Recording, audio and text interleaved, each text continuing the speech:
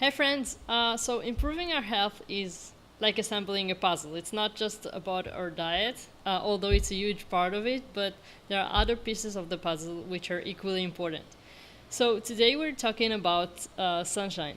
Don, would you like to share with us why is it so important for us to get enough sunshine and what our body gets from the sun? Sure. Let me start by saying that diet is important, and you could be eating the best diet, but if you're not paying equal attention to the other basics of health, it is impossible to be as healthy as you're capable of being. So today we're going to talk about one of those basics, and that's sunshine. We evolved to live outdoors in sunshine. And originally, I know it might be hard to imagine, but we didn't have any clothes. We didn't wear clothes. There were no stores that sold clothes. We didn't have any money to buy clothes. There were no clothes. So we were just outside in our birthday suits, as it were. And, and we got plenty of sunshine on those days when the sun was out. Plus, we lived closer to the equator where the sun is really hot, very, very strong. So we're evolved to live in sunshine, but not just any sunshine, sunshine that's strong enough to make vitamin D in our skin. And that's very important because I have clients who live, let's say, in Canada, and they say, well, the sun is out, it's 12 noon, it's not a cloud in the sky, so I'm getting vitamin D. Well, they're really not, because it's that time of year where the sun is just shining through, it's on a big angle, so it's shining through too much atmosphere to make any meaningful amounts of vitamin D in our skin. Yet we're designed to be getting vitamin D in our skin all the time, basically. So when we live in areas of the world that are not our biological eco niche and are too far from the equator, there will be times of the year when the sun isn't strong enough to make vitamin D. Now, when we as a culture discovered this, because we were getting lots of health issues, and when we figured out that, oh, it's a lack of vitamin D, with that comes from the sun. Well, so we started adding vitamin D to our food supply in those areas of the world where the sun wasn't strong enough all year round. But when we move away from those foods, those fortified foods, that are also not the foods we're biologically adapted to eat, and we live too far away from the equator, well, how will we get enough vitamin D? And not just vitamin D. The sunshine also makes D-sulfate and cholesterol sulfate in our skin. And a lot of people don't know this. They think it's just vitamin D. So if you take a vitamin D supplement, you're only getting vitamin D. This is why I advise, either if you want to be as healthy as you can be, moving closer to the equator, coming down to South Florida and moving in my neighborhood, or getting a phototherapy device. Now, these things will reproduce the sun's wavelengths. So if you don't get enough D and D sulfate, your immune system will not operate at 100%. And you'll increase the risk of cancer and diabetes and PMS, polycystic ovarian syndrome, and weakened bones, of course. Now, keep in mind that sunblock will help prevent you from burning, but it will also prevent vitamin D from being made. So you need to start out with no sunblock, get enough sun, during the course of the day, and then if you have to stay out in the sun, either put on sunblock then, or better yet, just wear long sleeve white clothing and light clothing to keep yourself from burning. Now, also as far as how much, because people say, well, how much should I sunbathe? And people get this answer, oh, 20 minutes before 10 and after 2. They'll get a pat answer. Anyone who gives you a general amount of time of how much to sunbathe each day to get enough vitamin D is demonstrating to you that they do not know what they're talking about. And this is because there are so many variables. Where are you on the planet? Where's your location? What is the time of year? What is the time of day? What is the cloud cover? Well, what kind of skin tone do you have? What is your hydration level? So there's all kinds of variables, so you can't just give a simple answer. So it's good if you get into a situation where you can just feel it. So you're sunbathing, you're not having conversations, you're not listening to music, you're just out there lying in the sun. And if you listen, you'll hear the body whisper, okay, that's enough. And then you flip over and do the other side, and you'll hear, okay, that's enough. And since you only have two sides, that's the end of it. So then you go and put on some long sleeve shirts and pants and things. But if you're yakking away, sitting at the beach with a friend who you haven't seen in years, you're very likely to get sunburned, and that's not good. Now, Also, it's very important to understand that vitamin D, like most nutrients, has what's called companion nutrients. In the case of vitamin D, it's zinc, vitamin A, vitamin C, boron, and most important, magnesium. And if these are not present in sufficient quantities in the soils that your foods are grown in, there won't be enough in the fruits and vegetables that you're eating. And even if you're getting enough D, that D won't be utilized properly if you're not getting enough of these cofactor nutrients. So this is why I take and I recommend a nutritional adjunct to the diet to compensate for the nutritionally subpar fruit that we're getting from the agri-based food industry that they grow. And now I have an article that goes more into detail on the sunshine issue, and we'll post that below. Hmm. Yeah, and so would you recommend like a specific hours of the day to go out to to get some sunshine? Well, sure, and that's going to depend on where you live in the world and what time of the year it is. So, for example, you'll often hear, well, go out before 10 and go out after 2. Don't go out between 10 and 2.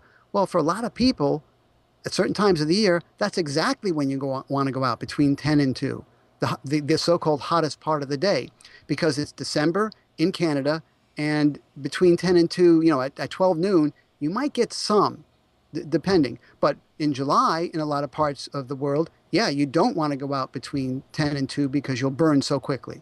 So you have to become familiar with where you are. There are maps on the internet that show sunlight, sunbathing maps. You can Google those, and it can help you understand what time of year it is, and you look at that and you'll say, okay, so this time of year, I really should be out between 10 and 2, or this time of year, no, it should be before 10 and after 2. But again, the bottom line is just feeling it. If you feel it, it takes a while and you have to be listening for it, but you'll feel when you're getting too much so you don't get burned, because it's not good to get sunburned, obviously. Sunshine is one of those basics of health where you can get both too little and too much. Hmm. Yeah, and so if someone is deficient in vitamin D, um, well, I know it depends on the specific person, but how long do you think it will take them for if they're consistently going outside for the sun to get some vitamin D? How long do you think it'll take them to get enough vitamin D so that they won't be deficient anymore? Right. That's a good question. And that depends, again, a number of variables like where they are in the world, what time of year it is. But in general, it also depends on how deep is their D deficiency. Hmm. Okay. And fortunately, vitamin D, we have a good test for it, and that's great. But we don't have good lab reference ranges for it. And what I mean by that is if you go do the test, it's called 25. Well, there's different names for it, but it's vitamin D 25OH is one of the names, or total vitamin D 25, something like that. You'll see the range usually 30 to 100 nanograms per milliliter. And in Europe, I think they use a different measurement. It's nanomoles. I forget what it is in Europe, but Hmm. in America, it's 30 to 100 nanograms per milliliter. But that's like a kind of an okay range. So if you're at 30, I call it bare minimum. The optimal range is not 30 to 100, it's 50. It starts at 50. So when people come back and say, oh, I tested my vitamin D, I'm at 31, so I'm good to go. Well, not if you want optimal health. If you Yeah. want the best functioning immune system, no, then you have to be at a bare minimum of 50. So it's important to note that. And in the article that's on my website that you'll see, the link posted below, it explains those ranges. It tells you what the range is for people in Europe. Um, and now, something else to consider, if you have a vitamin B12 deficiency, you can clear that up in like a week. That's the quickest one to clear up. D can take a while because it's a fat soluble vitamin.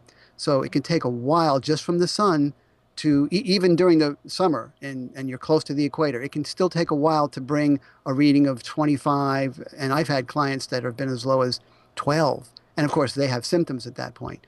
But to get that 12 up to 50 can take a year. I mean, it really can. Wow. And that's diligently working at it. And it's no fault of anybody's. It's just how slow it goes with the body getting that D level up. Right. Plus, again, we're talking about the supply side of the equation. How close are you to the equator? What time of year is it? What about the demand side? Vitamin D is used a lot by the immune system. So if one person's immune system is really working hard at dealing with a lot of health issues, that person's going to require more vitamin D than another person who is in a normal, natural, healthy state of health. They're going to require a normal, natural amount of vitamin D that we would have required many millennia ago when we were walking around with no clothes on and we didn't live indoors anywhere. We lived outdoors. So that's the demand side. And a lot of practitioners, even alternative health practitioners, don't really understand this concept of supply and demand. They focus on supply if they do at all. Like, for instance, with fruits and vegetables, if they know that a lot of fruits and vegetables don't have enough of certain nutrients. But the demand side is very important to know about for D, B12, iodine, for basically all nutrients. Some people's demands may be more than other people's. So you just do the test and either move into a climate closer to the equator, take a D supplement. But again, a D supplement is only going to give you D. It's not going to give you D sulfate. So that's why I really am not big on a D supplement. A B12 supplement's a different story, but not D. I would rather you save up the money. Some people have even sold some of their blood to be able to afford to buy the phototherapy device because it's $1,200, but that mimics the sunshine, and that's as close as you can get to natural sun. Hmm. Yeah.